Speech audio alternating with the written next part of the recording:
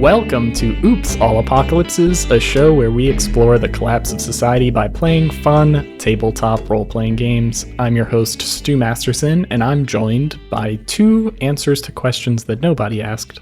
What does it mean? Well, I don't want to, because if nobody asked, then I shouldn't jump in. You know what I'm saying?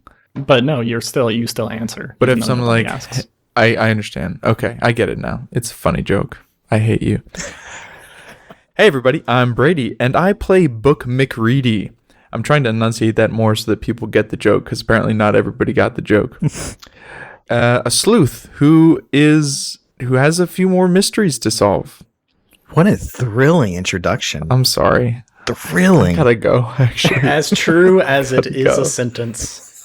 And I'm Jacob. I play Ocean, a gentle giant who is a little concerned that he might have been eating human flesh. That's a good one. That is true. Yeah, that's fair. Jury is still out. I would also be concerned if I was in your position. Yeah, it would have been nice if you guys got a more concrete answer to that good mystery. I think the problem is that I don't think we're ever coming back here.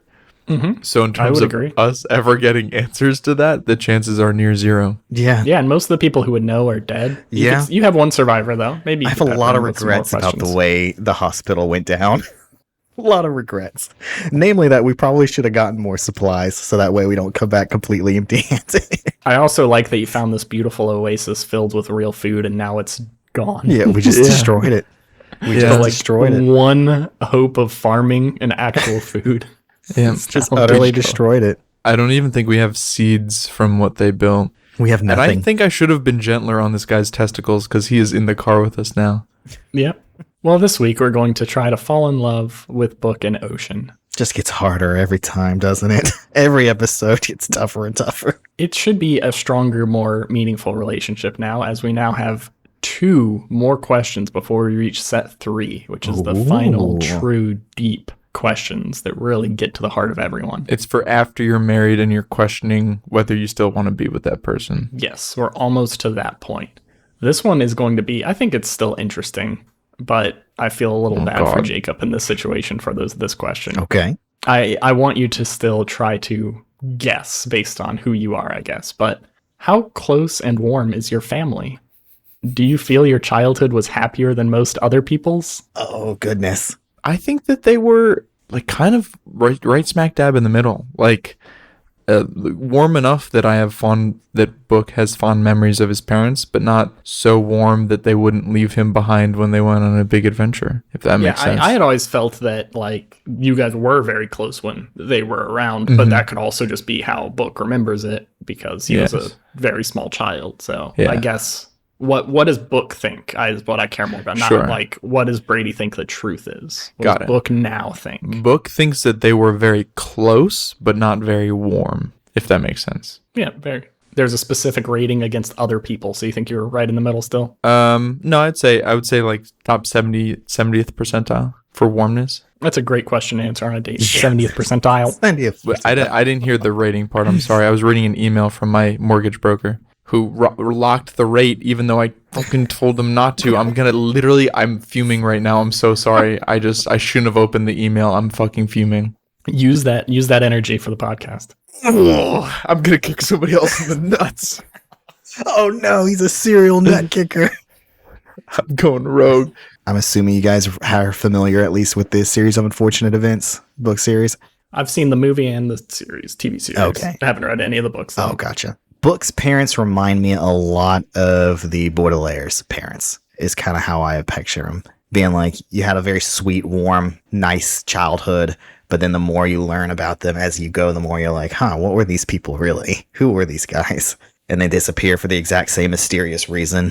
So from what Ocean has pieced together of his backstory, from all these visions and the pasts, the stuff that he's seen, and all of the times that the visions he's had, I don't think he's ever felt any kind of like warmth or tie to any family member or anything like that. So I think Ocean probably doesn't feel like he had a very, probably didn't have a very warm childhood or family, considering he doesn't really have much, even in the little flashes he has of like the I think once long ago he had like a vision that he was with somebody he loved, but it wasn't like a familial person. Yeah, it could have been a sister. It could have been. He doesn't really know.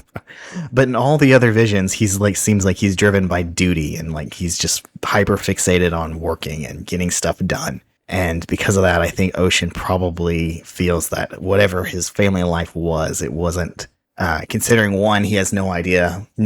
He's been by himself for so long and nobody's ever come for him, means he probably lost his family at a young age, or they just weren't particularly close. And so I don't think he had a very warm childhood. I think he probably feels that his childhood was very cold.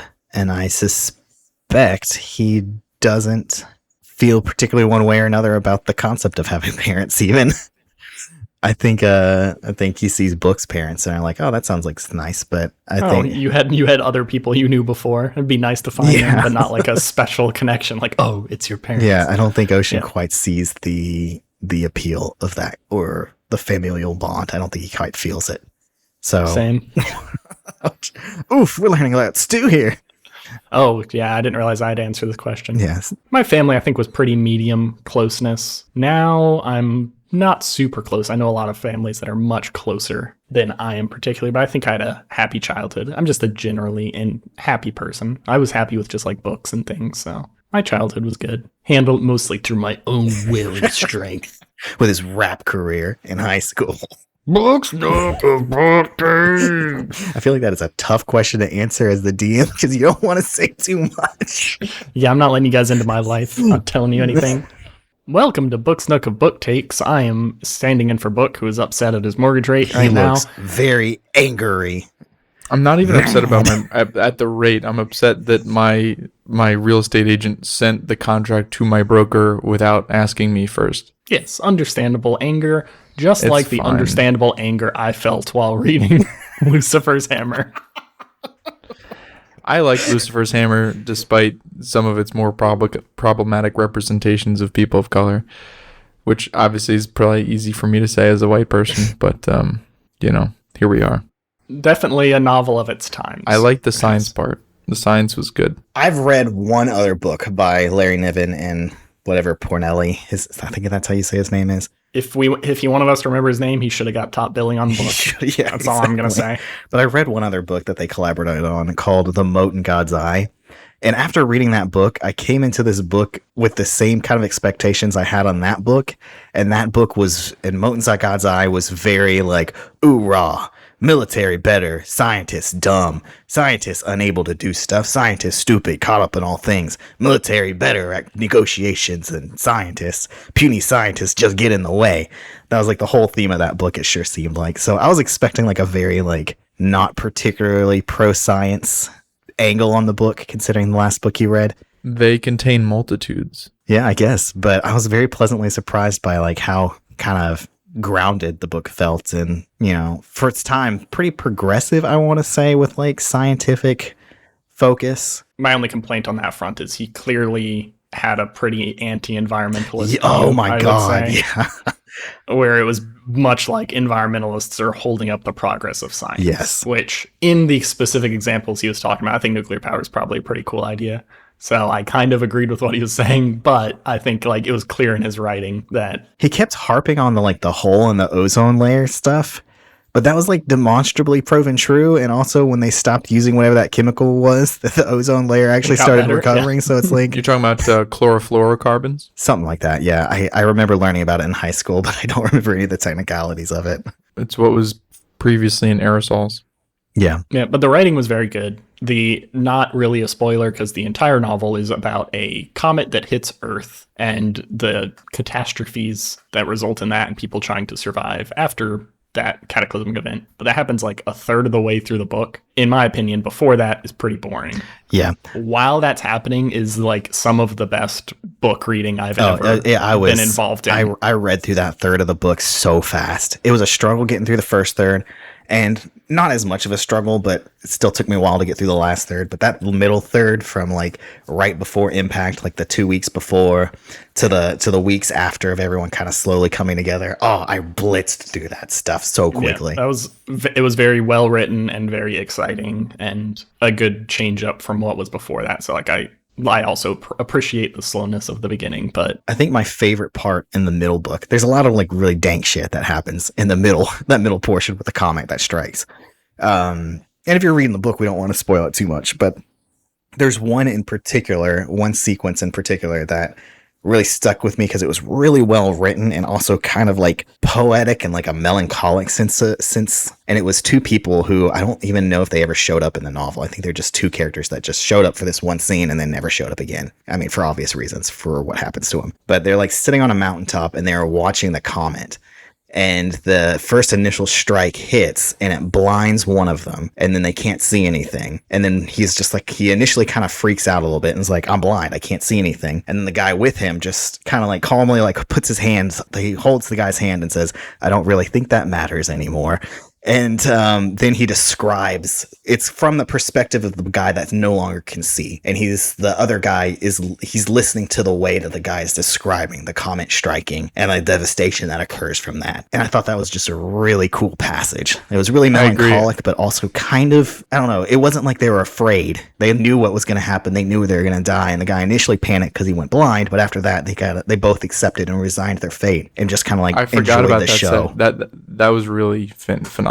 That was actually probably my favorite part in the whole book, I think. Yeah, I thought that was a really beautiful scene. And I don't think that's much of a spoiler because those characters literally show up for that bit and then they die and then never brought up ever again. Also, it's a nearly 40-year-old book right now. That's true. But yeah, I think all of my complaints with the novel are probably applied to every science fiction book written in the 70s, which is the like female and minority representation. Oh, it's questionable. Pretty bad. It's especially questionable in this one towards the end. Yeah. Actually, we should go back to our question from like forever ago. Who would be best equipped to survive specifically the apocalypse in Lucifer's Hammer? I like to think that I would be accepted into Jellison's ranch because of my medical training. Yeah. I think that's the one big thing that I have over most people. Stu and I are engineers. I think I still have a lot of practical, so I have a lot of practical skills that they would appreciate, but they probably have a lot of people who are engineering adjacent. I don't know. I don't have to answer this because my ancestor was written directly into the book in Al Masterson, who is my favorite character, who is only in like one chapter, which was the perfect combination of not smart enough and smart,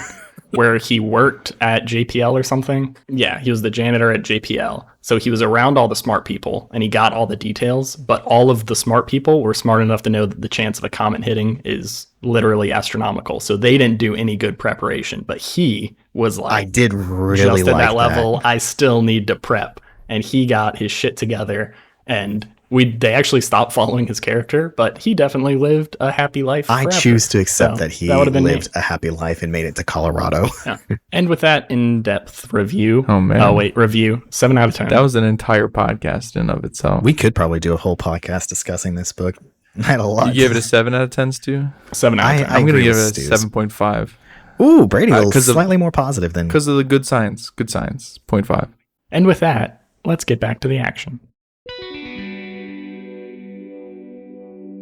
Previously, you guys escaped the Silent as they approached the hospital that you had, I guess, indirectly caused the destruction of. That was a nice little self-sufficient society there, making their own food. May have been cannibals, living large, making their way downtown. Cannibals. But you guys made it out and drove deeper into Subtropolis, which is where we're going to kick off right now. And it's just you, me, Crandall, and what was the guy's name who Meanie. Okay, it was Meanie. And the head of Vesuvius. And the head of Vesuvius, of course. Oh, yeah. He's still on... did I put him back on my shoulder? I would think so. No, he was brought out by Meanie, so I was so scared we were going to lose him and his head was like thrown in the disposal. I'm glad I've only kept characters who have ridiculous voices, and Meanie, who I did not give a voice because I did not expect him to be this important.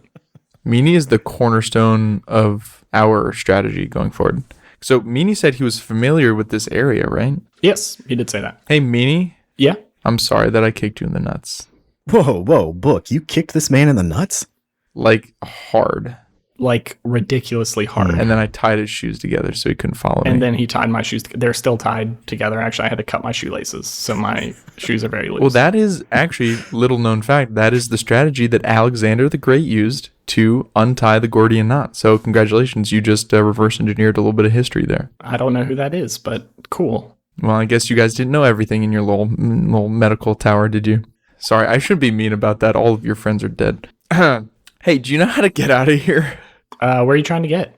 Oh, man. Do you know Hamlet Opening by any chance? I've heard of it. I don't know where it is. There used to be this guy who would come by. Man, he was so badass. Oh, Beethoven. You know Beethoven. Yeah, Beethoven.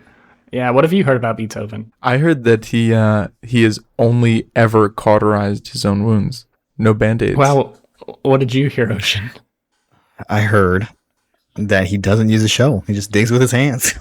Just like an animal? Wow, that's I heard crazy. he's more effective You than require a shovel. a shovel. I do need a shovel. Yeah. I heard that he busted the steel-toed cap out of his steel-toed boots just by flexing his toes. He does. I can confirm he has very strong toes. We saw them on the X-ray. Speaking of his really strong muscles, I've heard that he just opens cans by flexing them between his bicep and his forearm. Oh, like pops the lid right off. Doesn't even need a can opener. Wouldn't that squeeze the stuff out like toothpaste? Not Beethoven. Wow. He's good at it. He catches it with his traps. Yeah, he's good at it. Shit. That's great. I heard that that one time somebody tried to or offered him a haircut. He flexed his head and he instantly gave himself a buzz. He squeezed his hair follicles off by flexing his head. That one seems improbable, but that's crazy.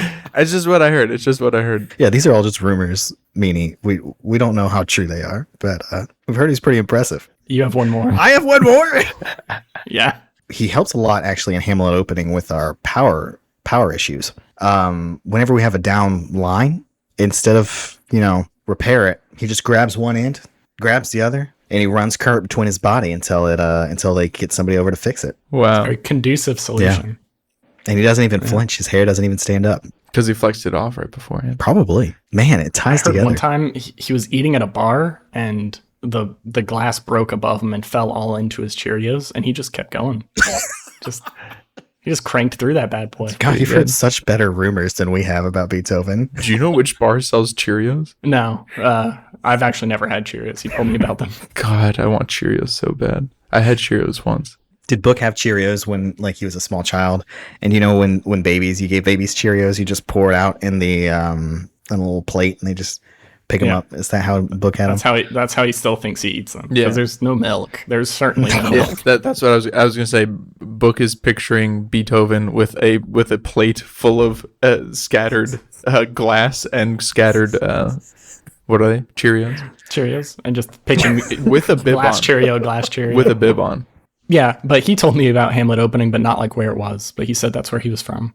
Fair enough. How about how to get to the Long Dark from here? Yeah, I could get you the Long Dark. Where am I gonna go? Where do you want to go? I don't know. My home seems to be taken over by malevolent forces right now. Do you have any medical training? Yeah, a little bit. I'm not like a doctor. I'm not like Moreland. Man, he knew everything. Hey, did you guys eat people? No. Are you sure? Pretty sure. Did you have steak ever? Like meat? You ever eat some meat? Yeah, we would have meat like once a month. Where'd it come from? Moreland. No. Where'd it come from? Yeah, he would work out like trade deals for it or stuff. What'd it look like? It was usually like ground beef. We had Taco Tuesday once. That was a good Tuesday. I love tacos. Listen, Meanie, we've been living in Hamlet Opening a long time. Hamlet Opening I feel it's a pretty nice society. We've got a lot of resources. We got a lot of tools. We can get by pretty well. I don't think I can remember the last time any of us in our pretty well-off society had actual, real meat. It's mostly from cans. So it just seems improbable to me that Moreland was bringing you guys fresh meat without some kind of source. It was just as fresh as like the spinach, or it's just as fresh as the oranges. That was so good. Oh, I'm gonna miss the food so much. I'm gonna admit I got used to it. Like I've been there for multiple years now, and I don't know if I can go back to canned food. Do you think you could recreate the hydroponic system that you had? Absolutely not. I'm not smart enough to do that. You just need water and tubes. You found me on a roof smoking. I mean, that's fair. I can't argue with that. Look. Hey, but like, did you ever actually see the meat come in from an external source, or did homeboy Moreland just kind of like appear with some food, with some meat? It was always a big surprise. It was like, guys, tonight, meat's back on the menu, boys. Did that perchance, by any chance, correspond with when you had people come through in the area? I don't think so. Like you can ask Beethoven, like we trade with people all the time, like with you guys, like for medical services. Yeah. We'll trade stuff. It doesn't even need to correspond with that because you guys have a morgue, so you could keep bodies fresh for a pretty long time. Morgues are cold. This is a very gross line of questions. I think you ate people, dude. I'm just being straight up. I'm just being honest with you. I would want to know if I were you. I think that Moreland fed you people as food. Okay. Well, I don't know if that's true, and I don't know how to find out. So thanks for just giving me a little bit of existential dread that I can think of in the future without being able to know the real answer. When was the last time you ate people? I don't think I ate people. I mean, meat. I meant meat. I'm sorry. It was a reflex. Like a week ago. When was the last time you pooped? Wait, what? When was the last time you pooped? Well, at least once a day. Then there's no way of knowing. Oh God, this is disgusting. Look, Meanie. Let me get you to the long Look, Meanie, all that to say, our town is in desperate need for medical help. And I think if you could show that you're even somewhat useful, we have a doctor in our town that could probably use some assistance. Yeah, I'm familiar around the stuff. I could certainly be like an assistant. That's what I was doing there. So I would be of use to him. Is he a cool guy? Is he as good as Moreland? Ocean looks at Book and just stares at him for a minute. Yeah, he's pretty cool. Okay, that's good. Yeah. I mean, he did get into my house somehow unannounced without breaking the lock, but without unlocking the lock. So yeah, I'd say he's pretty skilled. Meanie, I have one last question. Do you know of anywhere nearby that would have medical supplies that we could kind of pilfer? That's the whole reason we came to you guys in the first place, and we're just leaving a little empty-handed. If we knew where they were at, we would have taken them. I guess that's fair. Ourselves. I guess that's true. Yeah. Everything we had was stored in that hospital. Interesting. Well, Book, I guess that leaves the stew as our next destination after we get back. Oh, by the way, Vesuvius. Yeah. You doing all right? Yeah. I was screaming and I didn't even know if I had a mouth. So it was pretty horrific in that locker. But it seems like you guys got the worst of it. Well, I hold him up to the mirror so that he can see that he still indeed has a mouth. He screams so he can watch it and go. He goes, "Thank you. I really appreciate it." And then I put it into first and start to pull forward slowly. You move along. You're no longer being held back by the thing you had to tow. So I think your Jeep's in okay shape besides the bullet in it, right? Mm-hmm. Yeah. Yeah, and I think last time we checked I had like half a tank. Yeah, you have enough to get back to Hamlet Opening, definitely. Ooh, very generous. Let's do it then. Okay, you crank through the Subtropolis. You're trusting the directions of Meanie. Yeah, I think we'll kind of Ocean will cross-reference with what he knows. If we're going back in the Long Dark, he's pretty familiar with it, so Ocean will try his best to also kind of like check with whatever Meanie's telling to make sure he knows for sure exactly where we're going. You guys make it back to the Long Dark, but you're going to have to make a Long Dark roll. Fuck. When you traverse the Long Dark, roll plus hard. On a 10 plus, choose 2. On a 7 plus, choose 1. You find something you didn't expect. You find something you did expect. You avoid something blocking your path. Do we both roll or? Nope, just one. Whoever's leading the charge, which is usually going to be Ocean for this one. Ocean's familiar with the Long Dark and he's also the one kind of like using the cross-reference for whatever Meanie's telling us. That is a 10.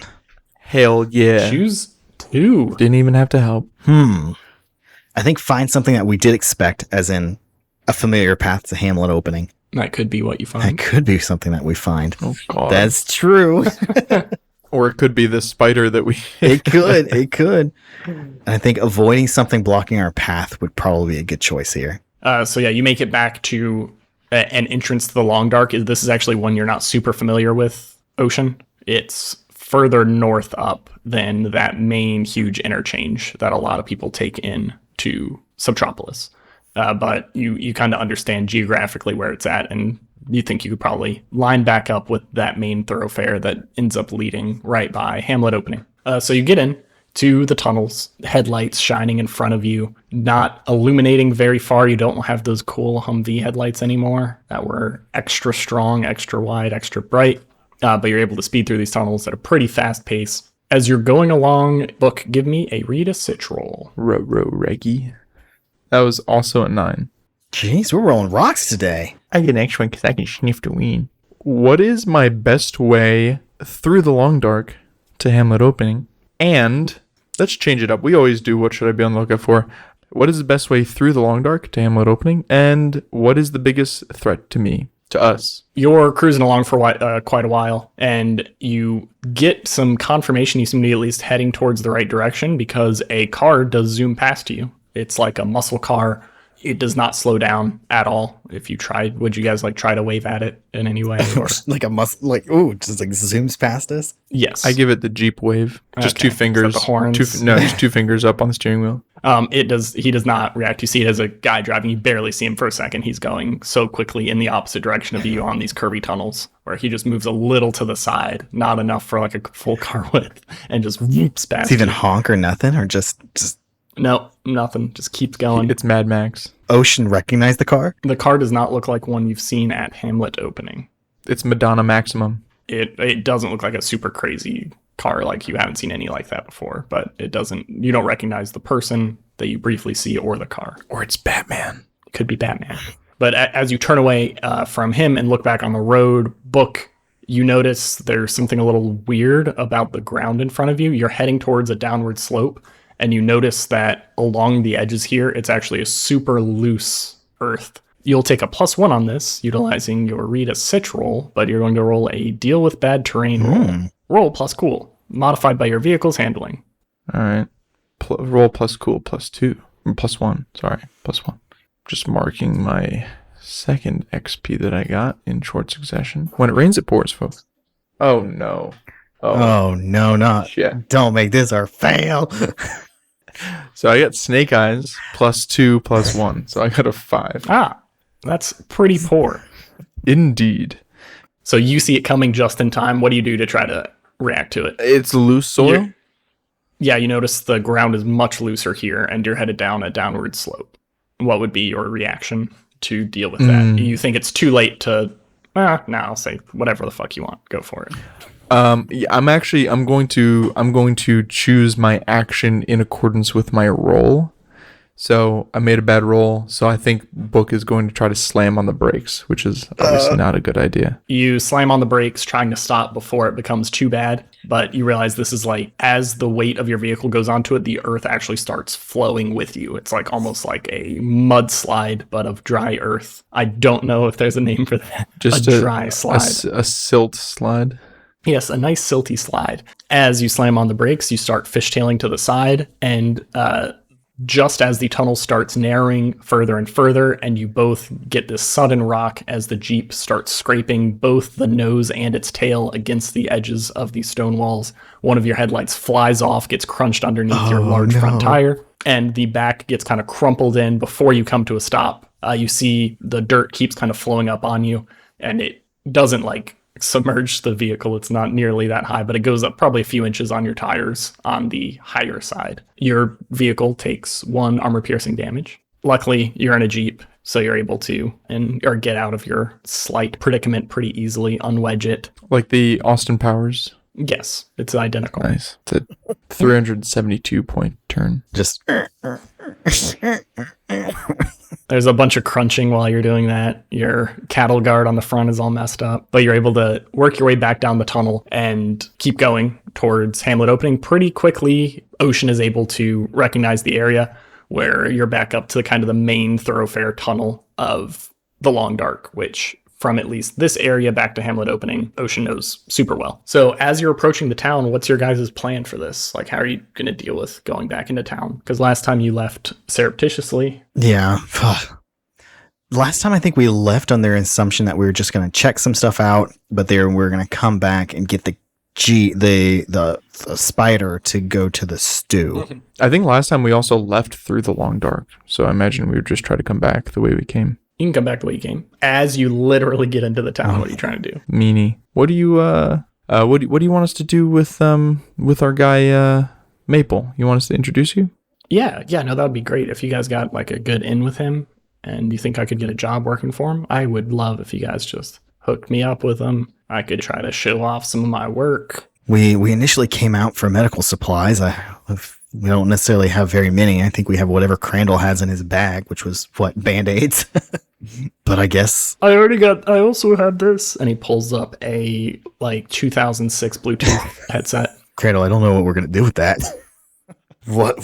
Book. Ocean kind of freezes, and after Crandall says, I've also got this, he looks at Book and goes, Book, what are we going to do with Crandall? I think Crandall's our mascot now.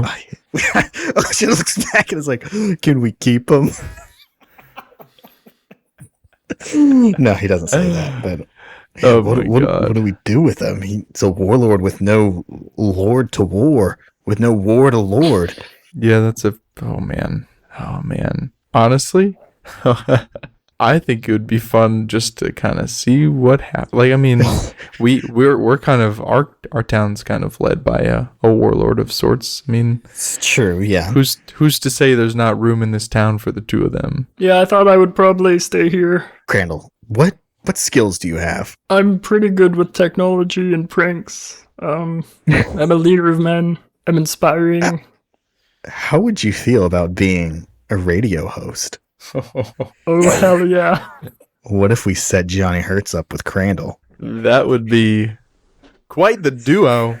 The only issue is that we have to get to the opposite side of Hamlet Opening, which would take us through the middle of town, which would take us past all the people we're trying to avoid. Well, but, I think first thing we need to do is, we need to get in. We need to stop by, speak to Maple, check on the spider, and then we can swing by Johnny Hertz. That's a lot of doing. It's a lot of doing. Are you sure we shouldn't just drop everybody off and grab the spider and go into the stew? Yeah, I guess we could do that. That works almost exactly the same and probably flows better narratively. I can take care of myself. That is... Just tell me where to go. And that's entirely incorrect, Crandall.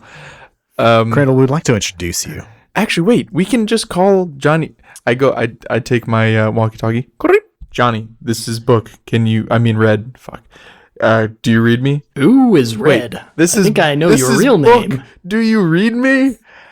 That's pretty funny. This is Johnny Hertz. Can you hear me? Hey, Johnny, I can hear you. Listen, man, are you by any chance interested in potentially bringing on, by any chance, a new co-host, by any chance, potentially? Give me a sway someone. Ocean grabs the radio and is like, a former warlord co-host could get some interesting stories. That was a 12. Okay, I don't even need to bother to help. I was prepped to help, given the warlord stuff. Well, maybe on a trial basis, but if it is a true warlord, then I think we could definitely do a multi-part interview series. But if he can handle the mic as well as I can, then I would be welcoming to a second co-host. Johnny, this man's voice is smooth as rain. Smooth as rain. Smooth as rain. Is rain smooth? I feel like it is. It's a gentle, smooth down trickling. I don't know. I came up with that off my head. I don't know, man. We get some pretty strong downpours. Yeah. Especially, I bet, in the cave system that we're used to, the water just all falls at once. It doesn't. It's condensation, and then it hits just saturation. Pours point, down, yeah. And just falls in a flat sheet. Also, Johnny, he's pretty handy with technology. He might be able to help you around the radio station a little bit. Oh my God, wait. This sounds like a perfect fit. This is perfect.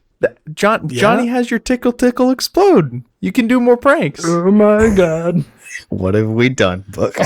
Now, Crandall, here's something to keep in mind about that device, that it does more than just tickles and explodes cans. So make sure you talk with Johnny before you do anything with it, because you don't want to mess it up. I guess he is the current owner, but I'll work something out. I don't think you'll have to do anything. It's shaking pretty good, I reckon. Right when you guys have a very important message to send back, it's going to come through because there's a can on top of some important transistor.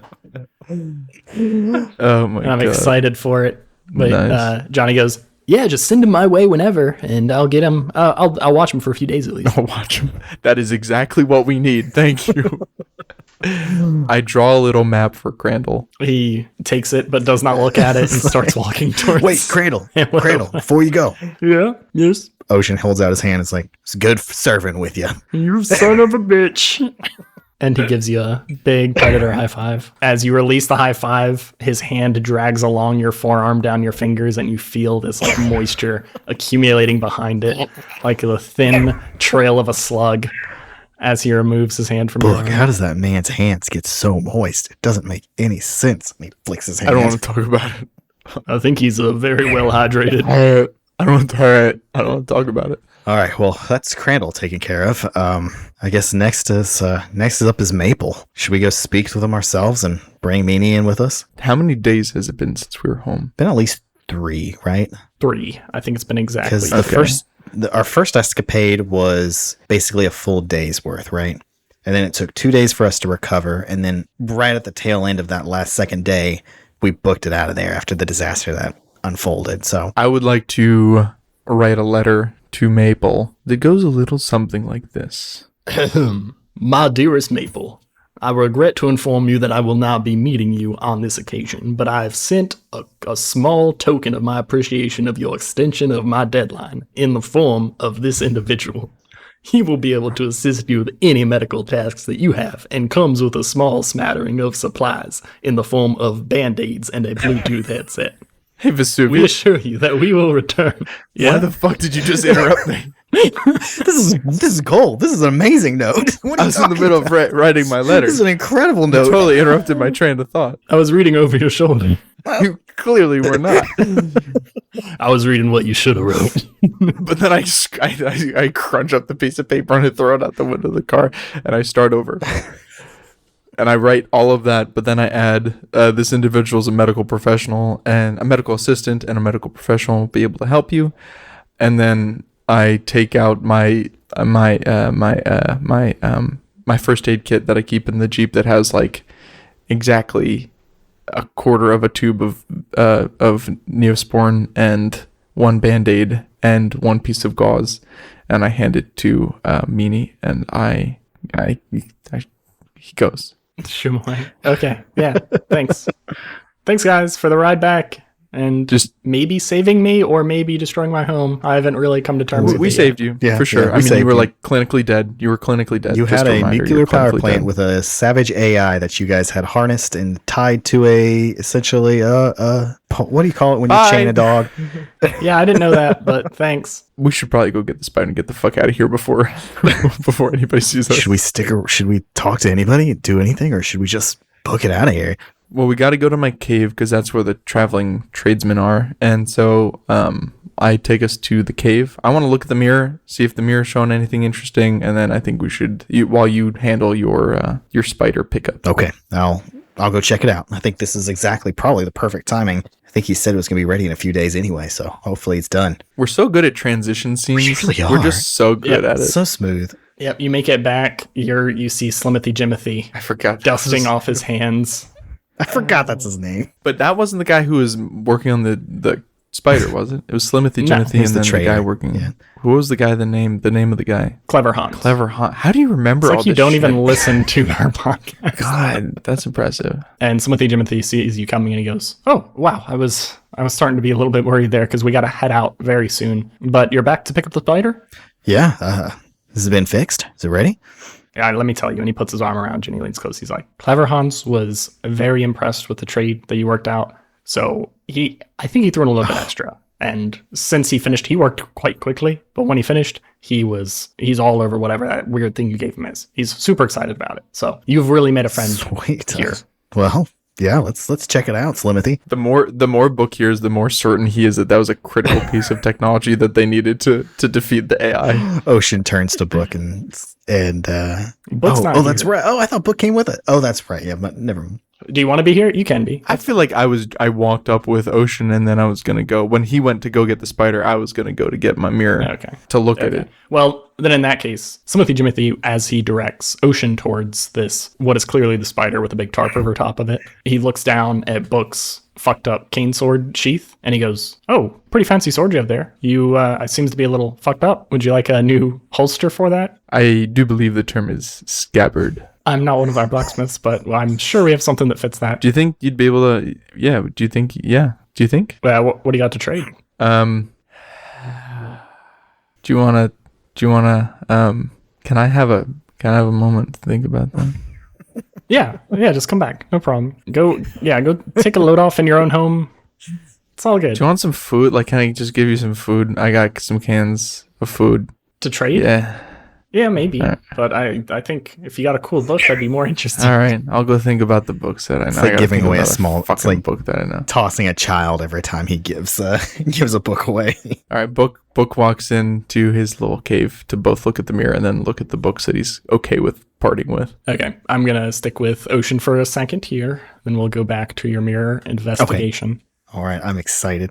Oh, it's been so long since we had a good spider. Clever Hans comes up and gives you just a grunt and pulls off the cover, and you see the spider looks like it's had some significant improvements. You see that snorkel that he mentioned, adding to it, so it should be able to work. There was a ton of exposed wires inside of it that he's all fully insulated, and more than what he mentioned before of just making it so you guys should be able to like drive through water, he has actually fully sealed the inside. So you're able to be completely submerged and be okay. And it's not done, like it's done very well, but it still definitely looks like a hunk of junk. Like he used a bunch of like Gorilla Glue around the edges to make the seal. And there's like a lot of duct tape, but you can tell it works very well. Yeah. But you can tell he has sealed like every possible surface of this.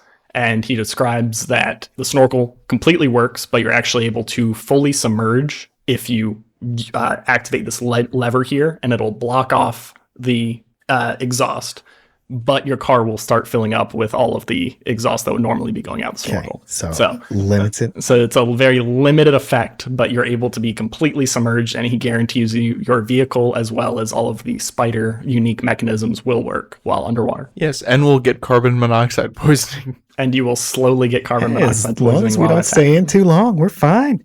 Ocean runs his hands along the spider, and a single tear runs down his eyes. And he turns to Clever Hans and goes, "It's beautiful. Thank you. I'll cherish it forever." He just leans in and gives you a big hug. What you planning on doing with that thing I gave you? Everything. Oh my god. Back at Book. I love that Ocean is forming all of these wonderful, beautiful friendships, and everybody fucking hates Book. Well, I mean, maybe if you didn't kick him in the nuts so often. So your vehicle already has the off-road tag, I believe, so it can't be more off-road, but you can say like submersible if you want to add that tag to it. So strengths are rugged, off-road, and submersible. I'm just writing this down now, and because it's previously just written horribly on my piece of paper. So yes, its weaknesses are still sloppy and cramped, and then it's still speed 0, handling 1, and armor 1. Nothing changed there. Yes. Okay. I'm tired of just taunting Brady, so I'm now going to very explicitly tell you. Well, I was going to say the next time we see Book, his hair is disheveled. He has like stress creases on his face. His eyes are bloodshot, and he's holding the box set of C.S. Lewis's entire Narnia series. Excellent. Yeah, no, he will absolutely accept that as a trade. He finds you very nice. It was actually the scabbard of another cane sword that looks pretty similar to yours. Nice. So it's like someone would have to look real close to tell it's not made with the same handle. Hell yeah. And he finds you that. You think it was probably nicer than the one you had, but okay. But if you want to figure out anything about the mirrors, you actually have to do tinkering. Ooh. Which you've never done before. You keep in a rush saying, while I'm doing these 12 things, I swing by and look at the mirror. So Ocean, so I assume Ocean and then Clever Hans has his moment. Ocean drives over to Book's, comes into Book's place, and Book is crying. Book's like, "Oh, what's going on, Book? You okay there?" Narnia. Oh, I'm sorry. He pats Book on the shoulder and was like, "I know that book meant a lot to you." Book definitely, it's a series, first of all. There's like 7 books. Book definitely read them to Ocean at one point as well. Oh, that's sweet. I accept that as truth. Yeah. I take that 100% as canon. When we were driving in the Spider to Kill Time, we would read Narnia. Yeah. Ocean's like, "Oh man, well, you told us the stories. We read them all together, so they'll always be in our head, Book. Always in our head." And he like rustles his hair. Yeah. Always in our head and in our hearts. Oh, Vesuvius, you didn't get to read Narnia. It's okay. I'll tell you the story. It starts with a brother. He starts snoring. Ocean, I don't know how long we're going to be gone this time, because I didn't think that we'd be in Subtropolis for that long, but we were there for a few days, and I don't want to miss an opportunity to get some more answers. Do you think you could take a look at this mirror? There's nothing in it right now, but even so, I think there's got to be some information we can gather about it just from the way it's oriented and what I saw before. Yeah, of course. Let me see it. Can he touch the mirror from where he is? Yeah, you can get over to it. It's like a pretty small mirror on like a desk pointed up through this crack. Imagine like a makeup mirror, but it's kind of ornate, angled up, and yeah, I'm picturing like brass fixture. So Ocean goes up to it and he puts both hands around it and holds it, and he's going to use things speak. Give me your things speak roll. I have more weird, so I'm hoping I'll be more successful, because I don't think I've ever gotten more than like a mixed success on a damn thing speak. My God, it's a full success. That's a 12. By Jove. Is that 3 questions? Yeah, 3 questions. The disparity between the first 7 through 9 and 10 plus on things speak is so wild. Okay. As Ocean kind of like touches it and feels it, he kind of closes his eyes. Is like, Book, I'm sensing some stuff about this. What do you want to know about it? And the options we can do are: who handled this last? Who made this? What strong emotions have been recently near this? What words have been said most recently near it? What is done most recently with this or to this? And what's wrong with it, and how might I fix it? Book is going to look at Ocean and be like, I just want to know what it was used for, and if there's something wrong with it, like, can we fix it? And then, I don't know, like, I just wish I could hear my dad's voice, telling me what I need to do. Okay. In that place, we're going to pick what words have been said most recently nearby this, what has been done most recently with this, and what's wrong with it, and how might I fix it? Ocean, you touch this little mirror that's angled in just the perfect way to go up this huge crack. And as you touch it, your brain shoots through the purpose of this item. And you feel yourself almost getting dragged along this crevasse between these rocks. And it reaches up and actually reflects off of another mirror that's somewhere up further in the crack and goes further up, and you feel yourself rising more and more, which probably gives you a sense of terror. Then there's suddenly just this burst of air you feel, and you just feel like rejuvenated, and you try to look around, but you're slurped back down all the way to the bottom. You feel yourself looking into this mirror, and you see something that Book can't see right now, which is this gibbous moon. It's like almost full. You've probably never seen a moon before, and you don't read, so you probably have no idea what that is. But you see this moon, and you hear this voice, and Ocean, you hear, Maggie, this means we can do it. It's up there. The world's fine. Like, it's not filled with toxic gas. There's not nuclear winter. We're able to see it, and we're able to track it, and it comes when it's supposed to come. There's not been a massive comet that hit the surface and knocked us out of our orbit. It's what everyone wrote down. It's what we expect. It's working just as it always did for millennia before we, for some reason, went into this godforsaken Earth. And in this vision, you look down and you see he has this just incredibly detailed series of notes that are documenting all the phases of this, the times of the day that it is visible or not. You can't read, so you don't know what those times of the day are, unfortunately. You can tell there's a lot of just very detailed documentation associated with it, and the thing you do recognize is this picture of a full moon cycle going all the way through a new moon, all the way back to a new moon over a period of time that you can't understand because you are illiterate. Stupid. From those reflections, as you shot up through it, you notice that a lot of it, you have to just be lucky and be there at the right time when it shows up. You don't notice anything else besides it being able to see the moon. That's the only indication you got from anything else. You think with some very minor adjustments, you may be able to get a wider period of time where stuff is visible, because just out of character, you're getting a pinhole view of the moon. So it has to both be overhead and in that particular cycle. So it's very infrequently that it actually shows up, but you think you could do some adjustments to maybe increase that window a little bit. Wow. I like your little speaky touchy. Yeah, it's super useful. So Ocean exhales and he turns to Book and is like, I heard him. I heard your dad. Wait, you did? He was talking to Maggie. He said that the surface, they said it's fine. They said that's something's up, that there's nothing going on up there. There's nothing up there to prevent them from not going. They said they can do it. I don't know what they plan on doing, but I think they left to go to the surface.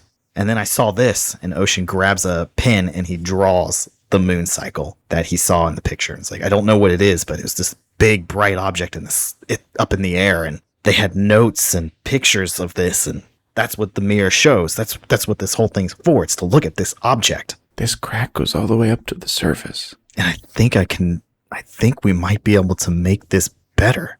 With a little work, I bet we can probably make this almost let us see anything up there. Wow. That's pretty cool. I'm glad I didn't move it. Glad I didn't move that mirror. Book kind of pushes down the frustration that Ocean got to hear the voice that up until the last time Book watched that video. He hadn't heard for like 12 years, I want to say. He goes, "Thanks, Ocean. It means a lot. I appreciate that you were able to do that for me." Sounds like your parents were really impressive people. They seemed to figure out a lot of stuff. There was notes sprawled all over this place. I wonder if you can find them. Yeah, I wonder that too. And then Book like smushes his face into the crevice, and he tries to take a deep breath and see if anything happens. Do you feel like anything happens? Nothing happens. Okay. But he takes like several breaths. Like he tries to, where he's like trying to pull air from the surface. Whereas like he's breathing in through the crevice and then breathing out behind him. Yeah. You don't feel anything, but you can feel something if you think you feel No. something. So then Book turns around and goes, "Ocean, do you know what this means?" What? There's breathable air up there somewhere. There's breathable air down here. What else have we been breathing this whole time? Well, I'm saying if we left the surface because the air wasn't breathable, it is now, or it never was not breathable. Maybe. So maybe my parents were right. Maybe they're just up there waiting for me. I mean, maybe, but why would they not come back? Why would they just stay up there? They said that everything was fine, but from what I could see, all they could see was that one object in the air. I don't know how that proved any of their theories about that nothing happened. We came down here for a reason. I assume there's something I think they probably must be missing. Well, Ocean, there's one thing we do know: the psychic maelstrom was man-made. So maybe the apocalypse was too. End of session moves, everyone. At the end of every session, choose a character who knows you better than they used to. Tell that player to add +1 to their HX with you on their sheet. If more than one character knows better, choose at most 2. So remember, we can choose NPCs. Most of your friends have died. Yeah, somebody we know better. Except for Crandall. Crandall, yeah. Wait, do we have a... We should have HX with fake Suvius. I don't think we do yet. I don't have fake Suvius written down here. Yeah, I'm thinking we should. I think I'm definitely going to use fake Suvius. So you guys both want fake Suvius? Yeah, I want to put him on here for history. I think that makes sense. I think both of you can go to +1 with him. At the end of each session, judge for yourself. Are you satisfied with your place in the world? Definitely not. Get 1 XP. Yeah, Book is also not. At the end of the session, judge for yourself. Does your scavenge choice still hold true? I think so. Yep. I definitely think so. Then get +1 XP. Any of you level up or anything? I am 1 away. No. 1 away. Okay, well, you have an end of session move to perform. Interrogating realities, I believe? That is correct, and I can mark one of my mysteries. The mystery or the sub-mystery that I'd like to mark true/or false is the AI that we interacted with in the hospital lives in the psychic maelstrom. Is that your question? That's my mystery. Or that maybe not lives in, but is connected to, is eternally connected to the psychic maelstrom. It is true.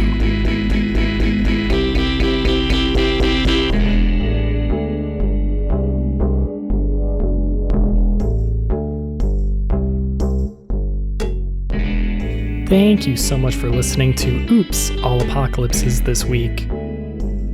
We are very bad at social media, so if you wouldn't mind just hopping over to your social media account with the most friends and typing, "Hey, I can't hold it in anymore. This podcast is pretty good, and I think some of you would like to listen to it."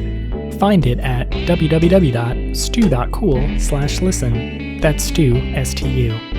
The music and editing was performed by the aforementioned Stu Masterson. That logo is by Brady McDonough, and Jacob runs the merch table.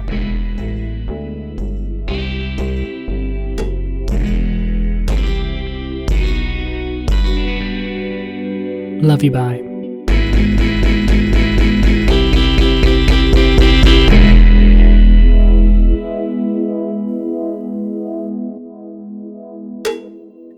Did you say straighter? Straighter, right? They call him Straighter. Strider.